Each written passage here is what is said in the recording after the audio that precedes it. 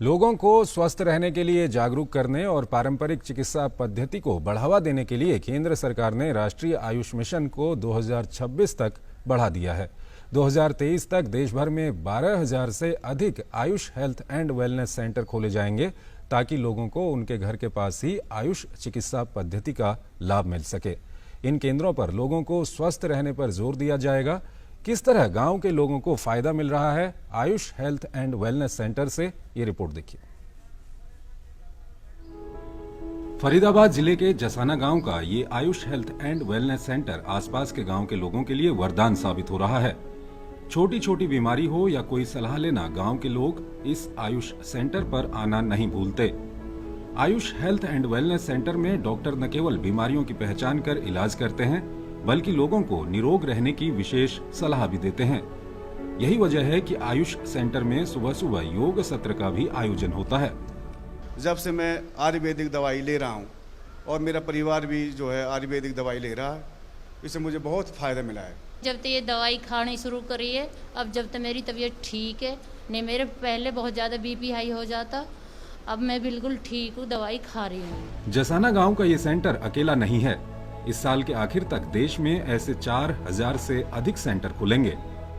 फरीदाबाद के जसाना में ये Ayush health and wellness centre है और इस तरह के सेंटर पूरे देश भर में बनाए जाएंगे। 2023 तक 12,000 से ज्यादा Ayush health and wellness centre बनाया जाएगा ताकि गांव के लोगों को गांव में ही आयुर्वेद पद्धति से, आयुष पद्धति से उनको इलाज मिले।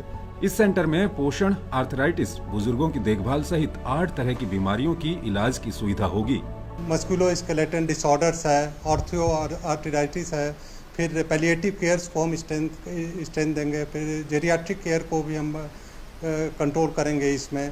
साथ ही साथ हम स्कूल्स में भी बच्चों को एक आयुष अपने लाइफ स्टाइल, सेल्फ केयर के बारे में उनको अवेयर करेंगे। देश में पारंपरिक चिकित्सा पद्धति को बढ़ावा देने के लिए प्रधानमंत्री नरेंद्र मोदी की अध्यक्षता में बुधवार को केंद्रीय मंत्रिमंडल की बैठक में राष्ट्रीय आयुष मिशन को 2026 तक जारी रखने का फैसला किया गया।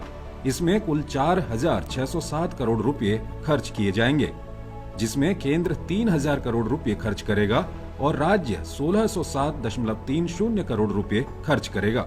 राष्ट्रीय आयुष मिशन के तहत 6 आयुष कॉलेज और 12 आयुष पोस्ट ग्रेजुएट इंस्टीट्यूट का निर्माण किया जाएगा। साथ ही 10 अंडर ग्रेजुएट संस्थानों के इंफ्रास्ट्रक्चर को अपग्रेड किया जाएगा। आयुष मिशन के तहत जहां एक ओर प्राचीन एवं पारंपरिक औषधीय प्रणालियों को बढ़ावा दिया जाएगा, वहीं आयुष औषधालयों, डिस्पेंसरी और शिक्षण संस्थाओं, प्राथमिक स्वास्थ्य केंद्रों, जिला अस्पतालों को मजबूत किया जाएगा। इसके साथ ही मंत्रिमंडल ने पूर्वोत्तर के आयुष मंत्रालय के एक संस्थान का नाम बदलकर north eastern institute of Ayurveda and folk medicine research कर दिया है। इस संस्थान से पूर्वोत्तर के लोगों को फायदा तो होगा ही, साथ ही पड़ोसी देश तिब्बत, भूटान, मंगोलिया, नेपाल, चीन के लोगों को भी फायदा होगा। माननीय प्रधानमंत्री की परिकल्पना है कि आयुष बेस्ड सिस्टम को साइंटिफिक रूप से बढ़ाया जाए, तो उस साइंटिफिक रूप से बढ़ाने के लिए उस इंस्टीट्यूट में हम फोक मेडिसिन रिसर्च भी करेंगे, जो नॉर्थ ईस्टर्न के साथ साथ दूसरे प्रदेशों में भी जो फोक मेडिसिन है उस पर भी हम एक साइंटिफिक रिसर्च की पद्धति को है उसको बढ़ावा देंगे।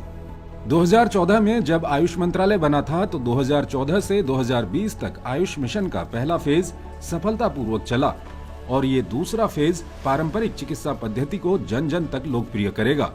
साथ ही लोगों को स्वास्थ्य के प्रति जागरूक करने, बीमारी के बोझ को कम करने में अहम भूमिका निभाएगा। Nitendra Singh, DD news, Delhi.